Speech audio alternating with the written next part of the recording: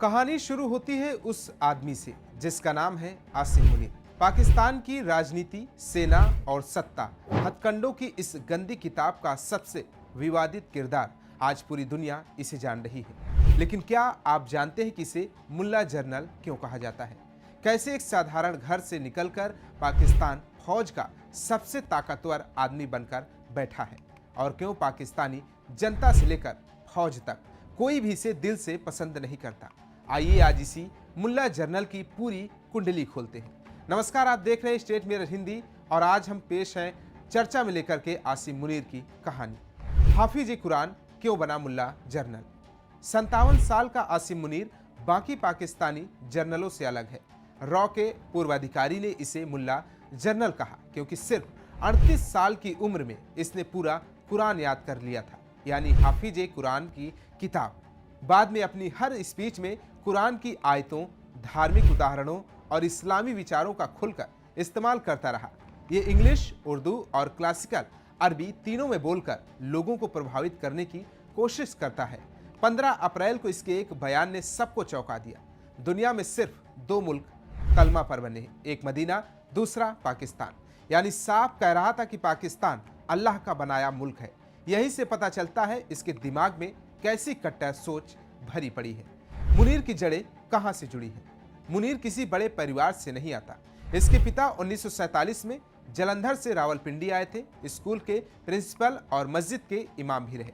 मुनीर की बचपन की पढ़ाई मदरसे से शुरू हुई, फिर 1986 में मंगला के ऑफिसर से ट्रेनिंग स्कूल में सेना में गया। ध्यान रहे, पाकिस्तान मिलिट्री अकादमी जितना प्रतिष्ठित संस्थान नहीं है। फौज में उभार और जिया उल हक का असर। मुनीर का असली उठान उस दौर से शुरू हुआ जब जनरल जिया उल हक ने फौज को इस्लामीकरण की तरफ मोड़ दिया। कैंटोनमेंट में कुरान की आयतों वाले बोर्ड लगाने से लेकर अफसरों की धार्मिकता को उनकी रेटिंग का हिस्सा बनाने तक का जिया के इन फैसलों ने धर्म को सेना के डीएनए में भर दिया। मुनीर इसी नीतियों का सबसे बड़ा उत्पाद है। किस्मत कैसे चमकी आखिर आसिम मुनीर की, अब ये भी समझिए। भारतीय सीमा के पास ब्रिगेडियर रहते हुए इसने लेफ्टिनेंट जनरल कमर जावेद बाजवा का ध्यान खींचा। यही एक रिश्ता बाद में इसकी किस्मत बदल गया। 2017 में DGMI सैन्य खुफिया का प्रमुख बना। 2018 में हिलाल इम्तियाज मिला, सितंबर में लेफ्टिनेंट जनरल बना और अक्टूबर में ISI का प्रमुख। यानी पाकिस्तान के इतिहास का एकमात्र व्यक्ति जो DGMI और ISI दोनों एजेंसियों का मुखिया रहा। पुलवामा के दौरान ISI प्रमुख। फरवरी 2019 पुलवामा हमला, 40 भारतीय जवान शहीद। उस समय ISI का प्रमुख था यही आसिम मुनीर। लेकिन दिलचस्प वाली बात यह है कि इसका कार्यकाल ISI इतिहास में सबसे छोटा रहा, यानी सिर्फ 8 महीने। इमरान खान से सीधी दुश्मनी क्यों? क्योंकि इमरान खान की पत्नी बुशरा बीवी के भ्रष्टाचार की जांच करा रहा था। इमरान को यह पसंद नहीं आया। उसके कहने पर बाजवा ने मुनीर को ISI से हटाकर सेना की टुकड़ी बनाकर भेज दिया। तब से मुनीर और इमरान की दुश्मनी शुरू हुई, जो आज भी चल रही है। 2022 में सेना प्रमुख बनाना बाजवा का आखिरी खेल।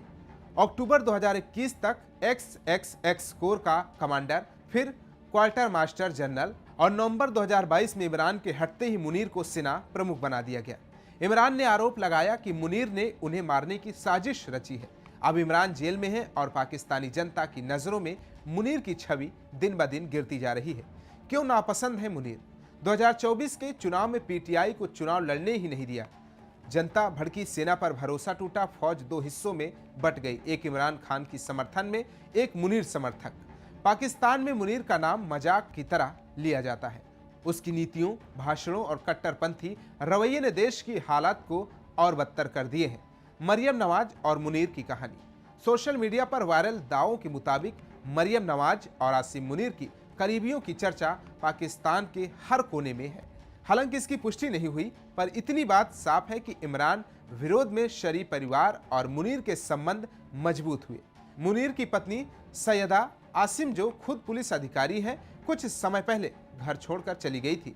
बताया जा रहा है कि झगड़े की वजह मरियम और मुनीर की मुलाकातें थी, जो पार्टियों और सियासी सभाओं में होती रही थी। मरियम पर यह भी आरोप चलता है कि वो प्लास्टिक सर्जरी करवाकर कम उम्र वाली दिखने की कोशिश करती हैं। हालांकि इसका कोई सबूत नहीं है।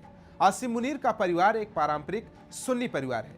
जिसमें उनकी पत्नी इरम और 3 बच्चे हैं, 2 बेटियां और 1 बेटा, जो लंदन में रहते हैं और पढ़ाई कर रहे हैं। सेना प्रमुख के साथ सीडीएफ की कमान संभालेंगे मुनीर अब सेना प्रमुख के रूप में अपने 5 साल के कार्यकाल के साथ साथ सीडीएफ पद का सृजन राष्ट्रपति जरदारी द्वारा पाकिस्तान सेना, वायुसेना और नौसेना विधेयक 2025 को मंजूरी दिए जाने के बाद हुआ है।